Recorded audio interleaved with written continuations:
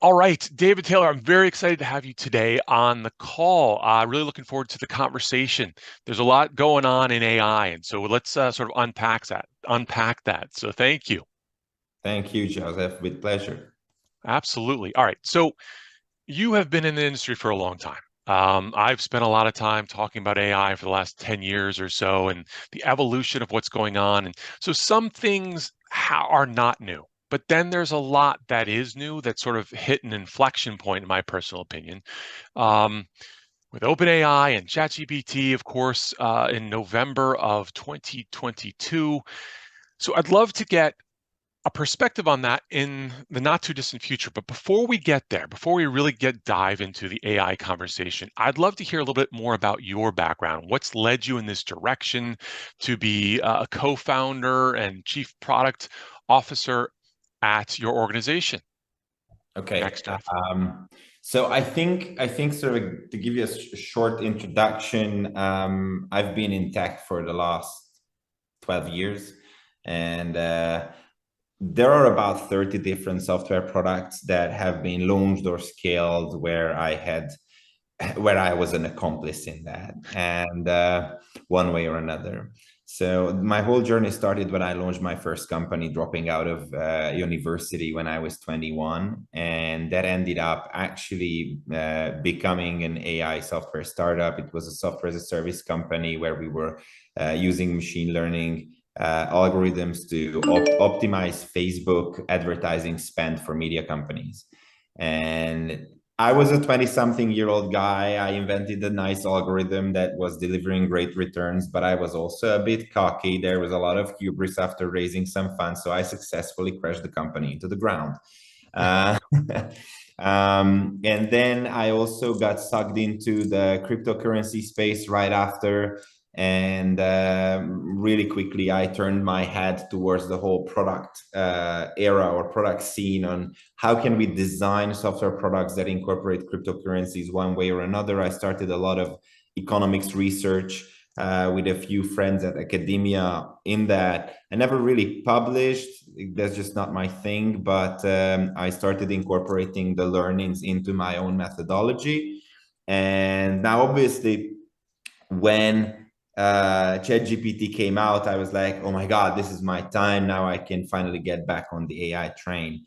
I've been in crypto for quite a long time. I'm also co-founder at Next Earth, which is a metaverse company, and PromMaster basically being launched as a spin-off of that. When ChatGPT came out with Next Earth, we launched the Next Earth AI Labs, which was supposed to be an incubator for AI companies, because really quickly we saw that there's a lot of, it's going to be a boom, right? It's this AI invention, ChatGPT, is different from the ones we've seen before because this is fundamentally changing the unit economics of the landscape.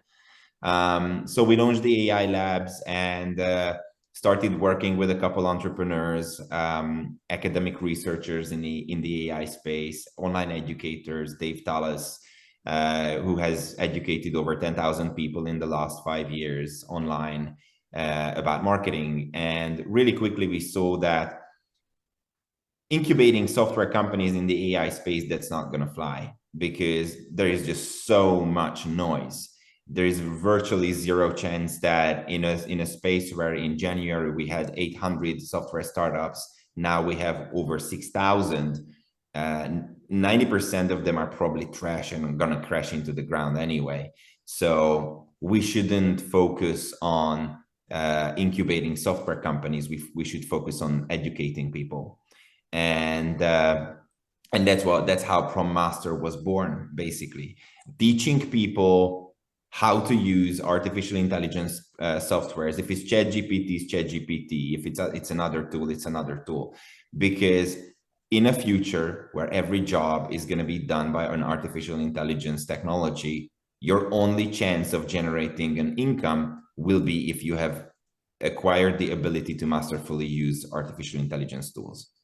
No, I think you're right on about that. And there's a many different things that you just spoke about that sort of like bleed together in a great way. I've seen a lot of organizations who have pivoted from the crypto world into AI, and there's a lot of synergies there. And the other thing that you mentioned, where 90% could be trash or not the best companies, it may not last that long, let's say. Same thing went for crypto, right? So a lot of these organizations come out with potentially good ideas, maybe not so good, but they all get floated to the top at some point in time, and you start to see a weeding out, which I think you're going to start to see a lot more of in the AI space when you're talking about all these organizations that are vying for little niches or niches around the world in different areas. So you're absolutely right about that. And then starting to think about the future. And I definitely want to get into how businesses understand this, what they need to do, what individuals need to do, what they need to learn about in just a bit. But let's just jump into it right in the beginning and talk about how many years till singularity. I um, don't think I don't think I'm qualified to answer that question. Ray Kurzweil says we're about what 10, 15 years out. So here's the thing. There is this elusive idea called emergent AI, right? That's the crux of it. Because we have been building more and more complex pieces of software as a species, but there is this ethereal moment in space and time when a software stops being just a piece of software and it starts creating an emergent intelligence qualities. Now, the debate right now is whether or not emergent AI is here. If it is here, then we are on track to AGI, and if we are on track to AGI, we're on track to the singularity. The question is, are we seeing emergent AI qualities? And I think the hype is probably overselling this idea. I think that we are very, very close to singularity in terms of historic proportions, but whether or not that's in 5 years, 10 years, or 20, I don't know, and it doesn't even matter, because it's like fusion reactors. Fusion reactors have been 50 years away for the last 100 years, right? And that's kind of the crux of it. It's coming, and it's very close. It's probably very likely in the next 100 years or so. If you ask me, is it going to happen in the next 100 years? Absolutely. Is it going to happen in the next 50 years? Very likely. Is it going to happen in the next 10 years? Who knows? No, and there's been some latest development in the last 2 weeks, I would say, which we're getting even closer to that. But we'll see. We'll see. They're still trying to figure out whether or not scientifically that was an anomaly or not. Yeah. But we'll check that out when it comes. So I guess getting more concrete about some of these things. I mean, there's so many different directions we can go in. I would love to hear your vision on if you have a child now, what are they going to prepare for in 22 years when they're maybe out of undergrad or whatever the case is. But we'll weave that into the whole conversation. So when we start to think about businesses and people, individuals at the organizations, why is it important that they understand the basics or understand how to work with AI at this point? So there is a research that I'm doing right now where we are trying to understand how artificial intelligence is going to change corporate decisions at the C level, because we're challenging the notion that jobs will be lost. There are a bunch of reports out there that say 300 million jobs might be displaced, but nobody talks about the number of jobs that will be created or transformed because of artificial intelligence. And one of the early results that we've got from this study is that it is very likely that it is just a rational decision that is proven through mathematics, is that there are two kinds of inventions throughout human history. One that is preserving energy, like automation, robots, factories, even the wheel. And then there are inventions that are basically making humans think faster, like the calculator or the computer. It doesn't preserve a lot of energy, but it does help us think faster. Now, the interesting thing about AI is that it can do both. It can help us think faster by such incredible proportions that the amount of energy we save will be also significant. Now, this presents an entirely new economic problem for companies, because it is easily understood that for inventions that preserve energy for humans, we create machines and automation, and therefore we make people redundant. You don't need to do this job anymore. However, with inventions that make humans think faster, we just shove those inventions at the people. Here's the computer, here's the calculator, use it, think faster, do more, right? And then productivity goes up, wages stay flat, and there you go, the profit increases. So AI can actually do both. It allows humans to think faster and also preserve a lot of energy. And what we've seen from the early scientific research results is that the most rational decision for a company is, let's say, based on a benchmark, any company can save anywhere between 18 to 38% of operational costs by fully embracing artificial intelligence. They should actually reinvest the entire amount into more artificial intelligence in, development and more automation that will then create new kinds of jobs. So because it's such a radical development in a general, such a radical general purpose invention that it completely rewrites how companies operate. So yes, the jobs of today will be lost, and there will be probably hundreds of millions of new jobs coming when you need to use AI or configure AI or maintain AI softwares and different AI solutions in order to run a company. It's not a technological crisis that we're facing. It's an education crisis that we're facing, because who are going to teach those people? I agree with you on many levels, but there's certain questions that pop into my head around that.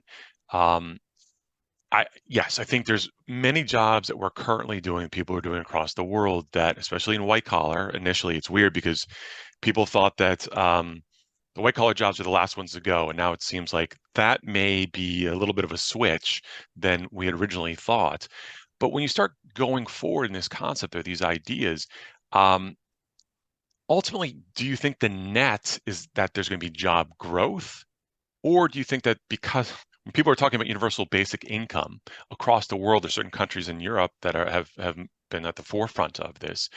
But when people are talking about that, do you believe that the net job creation is going to be negative or positive? I think it's going to be positive, Do you? but it's going to be radically different. So what you're probably going to see is the job market will undergo a tremendous amount of shifts, like one by one, dang, dang, dang, dang, dang, like that.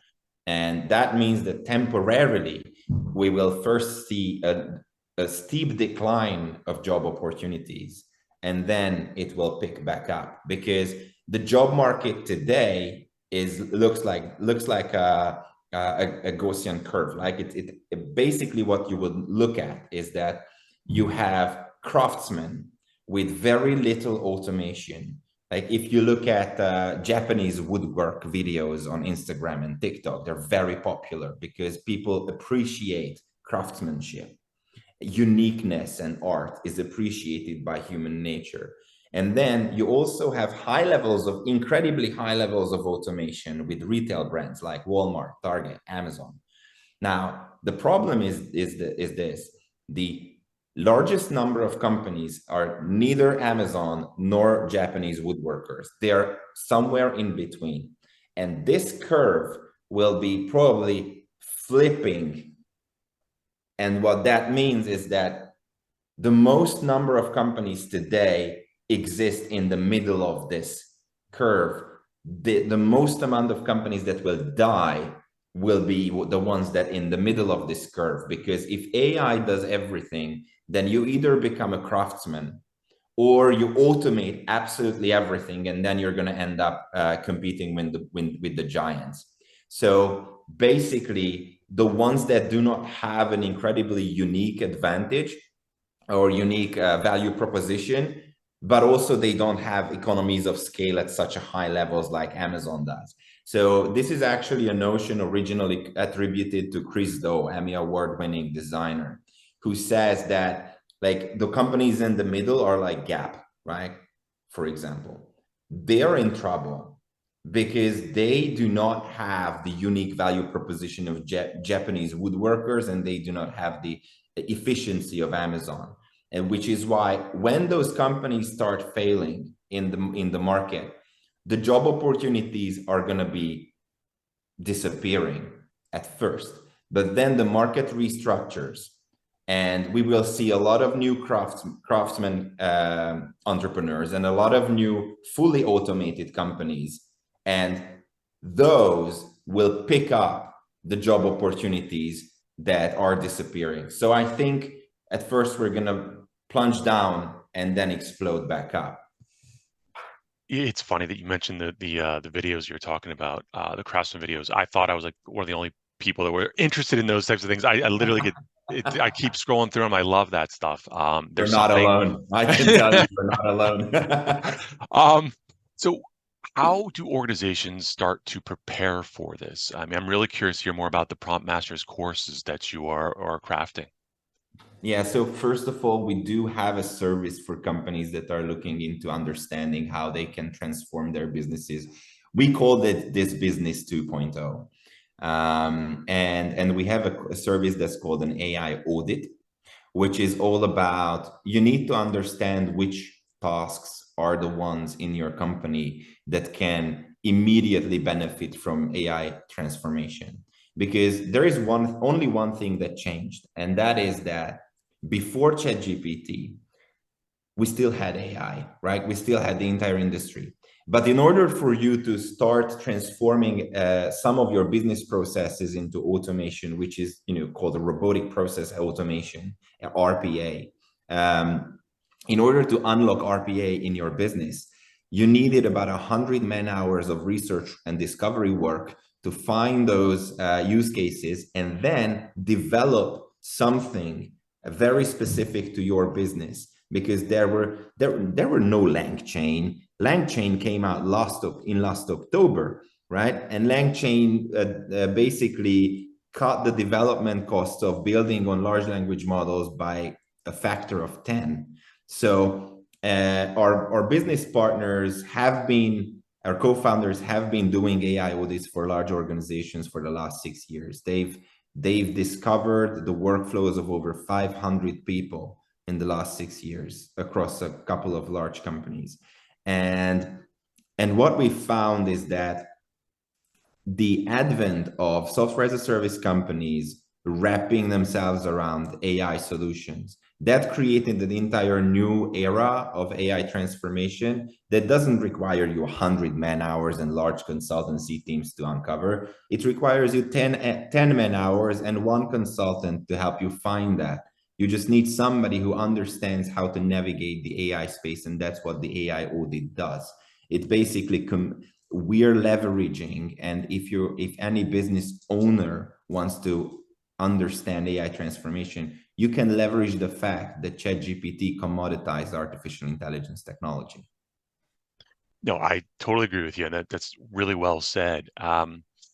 Maybe pivoting a little bit, and just going down the road of something that people talk a little bit more about these days, and that is deep fakes, both voice and video. How do we bifurcate what's real and what's fake going forward? Because it's becoming more and more difficult. I know that I was doing a presentation on AI probably 6 or 7 years ago, and it took me about 10 hours to train my voice to replicate, to have me go forward, type something in, and it would, of course, sound just like me. Now I can do that in under a few minutes. That creates some problems. It's very cool in some areas because you can take artists, maybe it's an actor or actress, a song artist, and they can create things based on their voice, and of course they can monetize that, and they can build songs or video, whatever they want, very quickly, very easily going forward. It's only going to get better. But where do we see that line? How do you create that? Well, I know this is legitimate versus something that's not, because something may pop up in politics where maybe a president of some country comes out 3 days or a day before an election, and everyone's like, oh my goodness, why did that person say that? And it wasn't him or her who actually said that. How do we solve for that sort of thing? Um, right now, we're in the uncanny valley period because mass production of deep fake is not that easy to get to. As what you said, having 10 hours of training data, You can get that for celebrities, politicians. You cannot get that from for your neighbor, obviously. Also, I think the problem is not necessarily with deep fakes themselves; it's their reach. And because I could generate a deep fake of you, but if I have only 2,000 followers on Twitter and none of them know you, but then it just simply won't matter. The half-life of these news pieces are less than a couple minutes, so nobody will actually register that. I think over time, what we're probably going to end up doing as a species is signing content. So it's not about telling it. There is no telling which piece of content is fake, right? But you can securely sign any piece of content that was actually done by yourself. And now, obviously, my 7 years of background in crypto and blockchain does help a lot in this. I do have, and this is what the main purpose of Next Earth is to introduce what we call dynamic properties for non-fungible technology. It's basically allowing content creators to sign their piece of content with a unique code that's tied to geolocation, and that becomes immutable, and there is only one unique identifier that you can use. And if you use that in an immutable chain, you're basically done. So I don't know what the actual solution will be, but I think it's going to end up just securely signing content that says, yeah, this is me. You saw right through me. That's exactly where I was going with that. I was curious to tie back to cryptography or maybe zero knowledge proofs, this idea that you could sign something to prove that this picture or Right. this video is real. And I just haven't seen many organizations go down this path yet. And it's something that I think is ripe for jumping into, I guess. Yeah, I mean it's pretty early days, isn't it? The deepfake problem is very nascent. The ZK proofs are very nascent. It's all coming together slowly, but we've done a rough estimation. There are probably about 1 billion pieces of content uploaded to the internet every single day, and if we look at the time savings AI can bring us, and we assume that people who are spending time with creating content, they will spend the exact same amount of time with creating content. That still gives us basically a 3x jump in the number of, or 4x jump in the number of pieces of content that are going to be uploaded to the internet every single day, and that's without porn. So basically what we're looking at is that for every single photo that you or tweet that you send out, you will have 3 that are not done by you, but it actually does impersonate you. Now the question is, what is the way for you to distinguish that one out of the 4 total stuff that is attributed to you? And we do have the security technology to do that, but it's basically just coming out. Everything is just coming out. There is a convergence that will probably happen in the next 2 to 3 years. So, all right, this is probably one of the last questions I'm kind of curious about because I know we're short on time. Um, what do you tell younger people that are maybe just about to go to college or in college? What do they have to look forward to over the next 5 years? And what should they be focused on? What should they be spending their time on at this point in terms of honing what they need to think about for their careers? I think that's probably one of the most important questions of my entire life. Because I think in the beginning of the interview, I told you I dropped out of university because I felt that the education system has failed me. And I've became very successful, I would say, in the cryptocurrency world and the blockchain world, which was non-existent when I was graduating from high school, when I was supposed to decide what I was trying to do with my life.